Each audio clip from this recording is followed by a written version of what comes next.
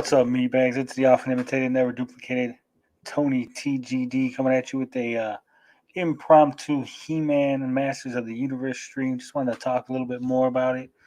We did touch on the subject Saturday, but I figured, with all the backlash, all the political unrest around the show, I thought we could talk a little bit more about it.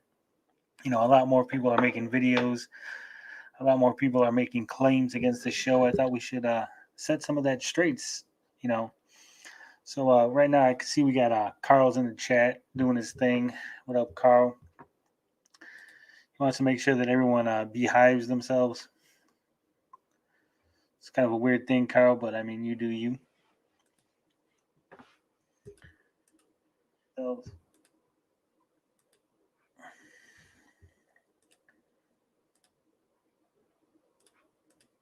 Now, a lot of people are making claims against Masters of the Universe, saying that Kevin Smith lied, that it is the Tila show, it's not the He-Man show. Well, first off, the name of the show is Masters of the Universe. It's not He-Man in the Masters of the Universe. It's not like the 80s show. They clearly were setting you up for He-Man to be out of commission, for He-Man to kind of take a back seat, let the rest of the team have this one, at least for a little bit. Now, right now, there's only 5 episodes that have been released. We have another 5 coming up. Kevin Smith has confirmed that, spoiler, Adam is not dead at the end of episode 5. He is just injured.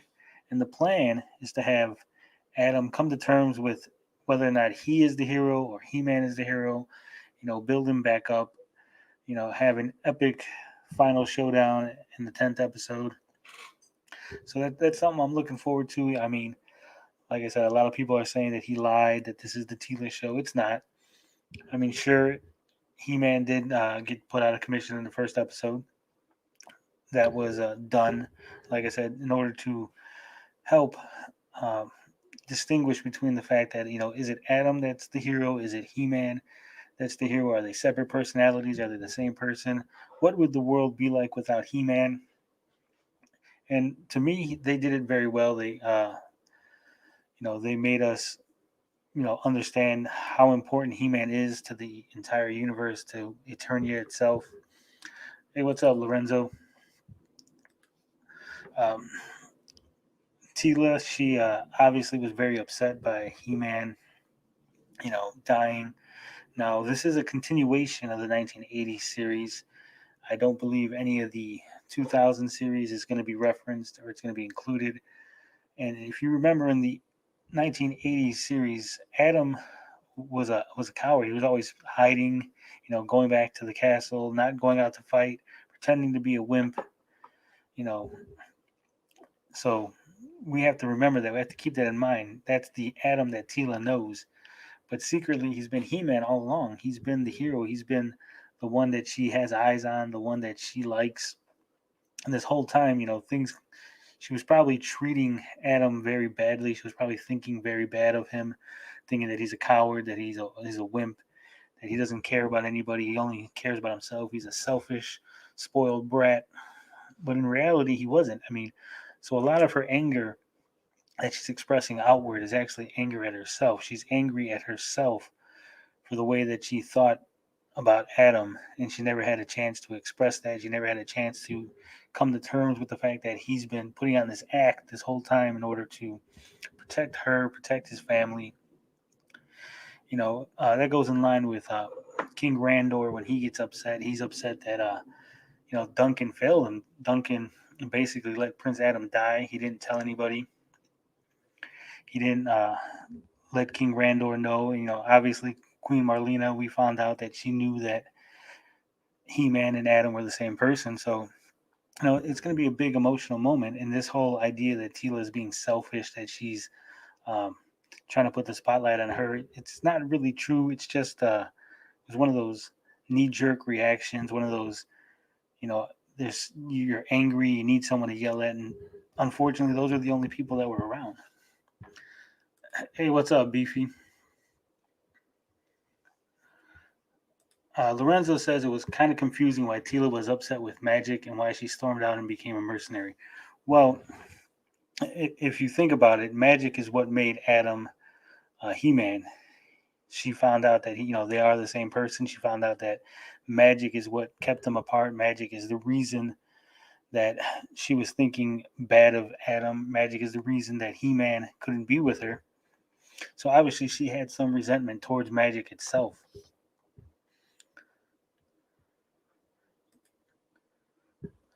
Yeah, Tila was always a strong character. She was often disappointed in Adam, from what I remember. Yeah, exactly. There was a lot of episodes where the Skeletor and the evil forces would attack, and she'd be like, "Come on, let's go. We gotta go help these people." And Adam would turn tail and run, and she'd give him a look, or she'd say like a little line, how she was disappointed in Adam.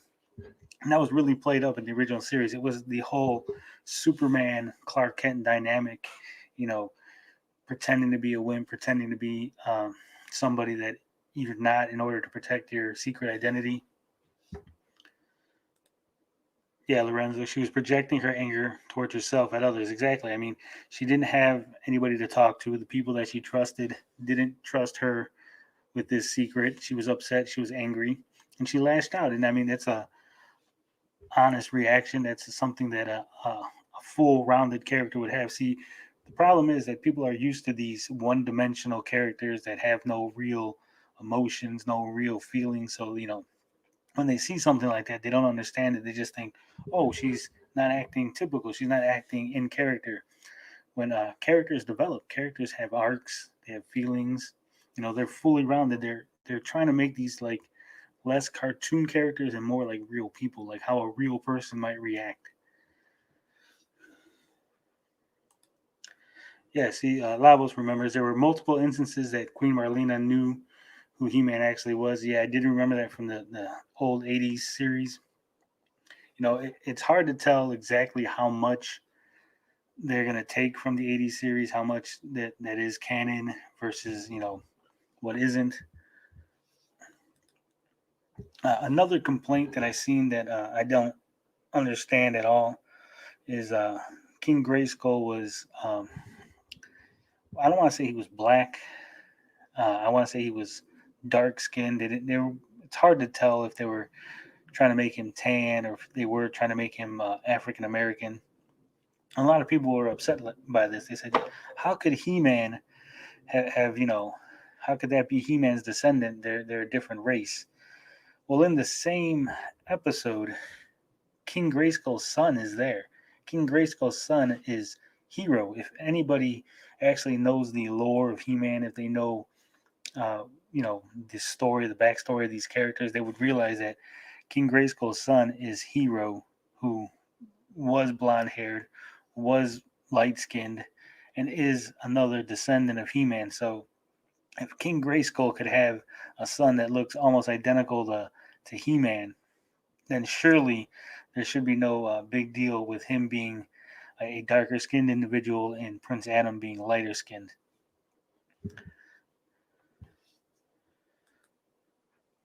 Sleestack says, I interpreted it in a similar fashion as to why Tila was upset with magic, but that first episode crammed a lot of information into it.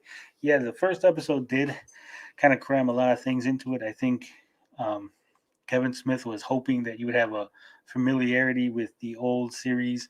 So they tried to cram a lot of information in, but they also wanted to try to play off the things that you should already knew. It did come off as kind of an exposition dump in a lot of ways. Beefy says, I wish while DC was doing the comics that they would have pumped out an animated feature based on the stories they did. I was never really a big fan of DC. You know, there are a couple of good comics from them, but I was never really a big DC fan, always Marvel. Now, another criticism, complaint, if you will, about the new Masters of the Universe is that Tila looks like a lesbian. Tila might be a lesbian. Uh, Her sidekick character, Andra, is presumed to be her girlfriend by a lot of these people making complaints. And to me, that never came off that way. It always came off as a friendship. It always came off as these are two people who found themselves together after Magic left. Obviously, Tila, angry at Magic, would gravitate towards somebody who's into technology. Andra seemed to be a tinkerer of sorts. She was making different technological things, so it does make sense that they would bond over such a shared love of technology. Now, what you got to remember is Andra herself is a reference to a character, a small minor character from the old Masters of the Universe comics that was thrown in there as kind of an Easter egg.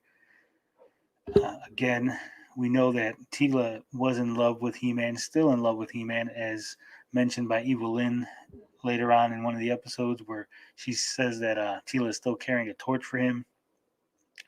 And then we get them both on the boat ride together, and we find out that the last time they were on the boat, the last time they journeyed together on an adventure, Tila was always talking about He-Man. She was always saying, building him up, talking about him. So obviously there is some sort of romantic feelings between Tila and He-Man, at least in that direction. So this whole idea that she's a lesbian because she has a haircut, which is actually a haircut similar to the one that Cara Dune has from The Mandalorian, which apparently that's okay on her, but as soon as Tila gets that haircut, it's not. Um, it's really weird the way these people have these criticisms. The recent DC Master of the Universe books were good. Um, like I said, I don't really read DC comics, so I miss those. If you're saying that they're good, beefy, I will have to check them out. I'll have to pick them up, give them a read. Uh, let's see. Another criticism, obviously, was the fact that Tila is not as feminine as she was in the original series. She's too manly. I did believe that some people are saying that if you take off the lipstick and remove the hair, that Tila's character is basically a man. This is dumb. This is just plain dumb. A lot of these people making these complaints would complain that Scarlet Witch is she's too small to be kicking butt. You know, uh, some of these other actresses are too little. It doesn't make sense. How can these small ladies be beating up all these big guys? So here we have a show where they give you a lady with muscles, a lady who is on the bigger side, stronger side, and now they're complaining that she's too manly. So you can't really win with these people. I mean, they'll complain if she's too feminine kicking butt. They'll complain if she's too manly kicking butt. Basically, the complaint is they don't want any females kicking butt. I mean, if a female character is beating up men, that is bad, and they don't like that. Yeah, that's right, Beefy. Beefy says, "Oh, for fuck's sake, she's a warrior. She would be muscular. Danny girl would not be believable." Exactly. If she was Danny, they would complain that she was Danny. If she's muscular, they're complaining that she's muscular. I mean, I know you really shouldn't worry about what other people are complaining about. Worry about other people's complaints. But some of these channels are pretty big. Some of these channels have hundreds of thousands of subscribers. They're trying to control the narrative. They're trying to set the tone for the conversation. And it's just silly. It's just silliness. It's a culture war bullshit argument that they've created. They don't like Kevin Smith. They don't like anything that has changed, anything that's different. Sleestack says Tila looks like the muscular action figure from the early 2000s. Yeah, she was more muscular in the 2000 series. They did get away from the soft, dainty look of Tila from the original 80s cartoon.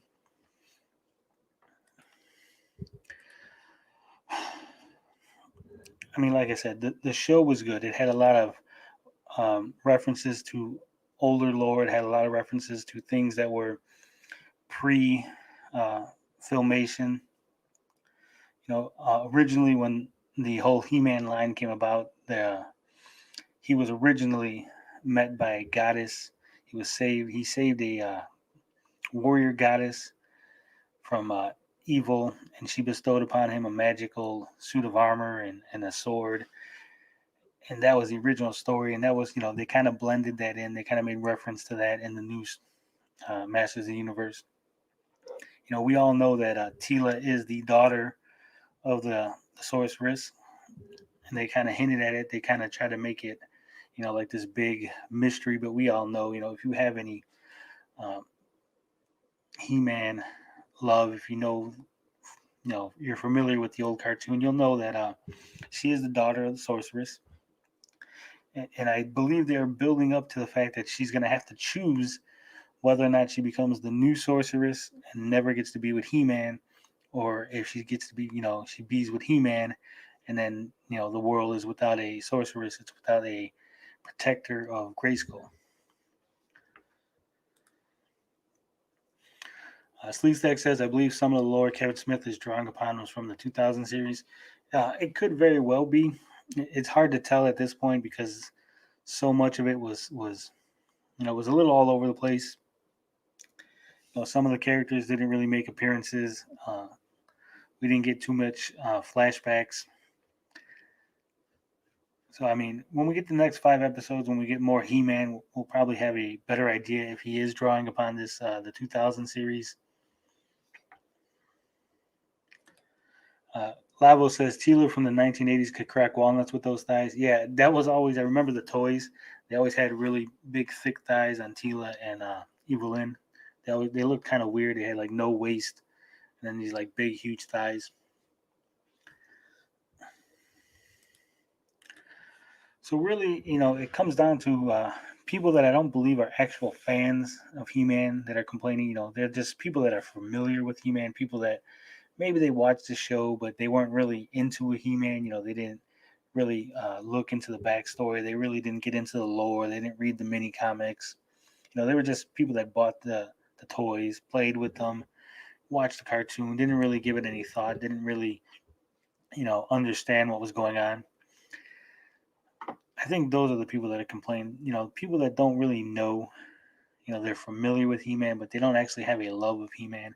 Because for me, this show was perfect. I got chills several times during the viewing of this. When as I mentioned on Saturday, when Roboto dies, it's a big moment. He finally feels he's finally alive. That gave me chills. That was a little like oof. I like that. Lavo says they're the kind of people that always made fun of the new adventures of He-Man. Yeah, probably. I mean, the people that right now that are complaining are people that complain all the time. You got your geeks and gamers, your quartering, uh, all the people, in the geeks and gamers sphere, heels versus babyface, critical drinker. These are all people that, they get clicks off of shitting on things. They get clicks off of being involved in this culture war, anti SJW stuff. And they'll look for anything. They'll grab onto any little thing. They'll twist a fact. They'll lie. They'll basically, make something up in order to have a video, and they'll milk the shit out of it for weeks and weeks. So, be prepared to see a lot of that in the YouTube algorithm. A lot of, Kevin Smith lied. We haven't even seen the last 5 episodes, but somehow they know that Kevin Smith has lied. Beefy says New Adventures deserve to be teased. However, you can still like it for what it is. Yeah, I still haven't watched it. I'm gonna, watch it and check it out, see if it really is as bad as people make it out to be. I'm sure it isn't. I'm sure it's just different. Virtue signaling motherfuckers. Yeah, we've come to the point where people are virtue signaling in the opposite direction. Whereas virtue signaling is usually, an SJW thing. We think of it as people saying, the leftist approved message is virtue signaling. Now people are saying the rightist approved message. That's their version. Kevin Smith is melting down as they make 500 videos going nuts. Yeah, Kevin Smith isn't melting down. He actually handled it pretty well from what I've seen. He did an interview in Vanity Fair, basically explaining what he was trying to go for, basically explaining that there is 5 more episodes. There is going to be He-Man. Mattel would not let him kill He-Man. That was just stupid to think that Mattel would say, "Hey, go out and kill the cash cow because fuck it." Sleestack says the writing on that first episode was extremely confusing. Um, I wasn't confused by any of it. I mean, like I said, I have a deep knowledge of He-Man lore. I knew off the bat that the He-Man that was there at Grayskull was going to be Faker. I already knew that, because I'm familiar with the characters. The staff that Skeletor uses to disguise himself, that's from a previous episode in the 80s cartoon series. That Evil Lynn, she used that staff to disguise herself in one of the 80s cartoons. So, I mean, like I said, that's just things, I have a really good memory. So, to me, none of it was confusing. I knew what was going on. I realized where they were going with certain things. The two swords is a callback to the original toys where the power sword was 2 pieces, and He-Man had 1 piece, and Skeletor had another. So, I mean, if there's a particular thing that you were confused about, Lorenzo, let me know. I mean, maybe I could clear it up. Maybe I could make it more clear for you. I mean, it's hard to say whether something was confusing or not, or for me to, uh, you know, clarify something if I'm not exactly sure what it is that you might have been confused about. Now, as far as the stream goes, I don't know how long we're going to go. Probably just going to keep rambling. Maybe a half hour, maybe 45 minutes. Who knows? We'll see.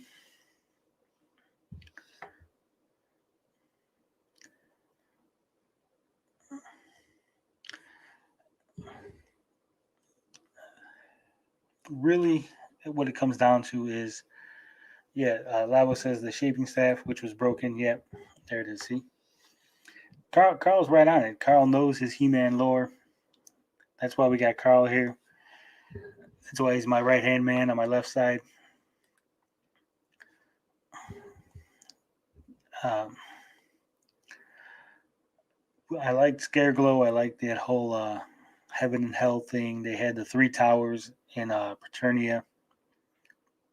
That 3 tower playset, that was one of the biggest playsets that they had.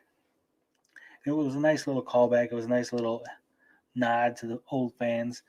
I'm not exactly sure what these people were expecting, what they wanted. This was an adult-ish He-Man series. We had people dying. We had people actually using their weapons like weapons. Skeletor was a mastermind. He had a plan within a plan within a plan. So I mean, that was what was good. He was no longer this goofy villain that no one really worried about. He was actually someone that you had to worry about. He was someone that was cunning, evil. Mark Hamill did an excellent job, I think, as the voice of Skeletor.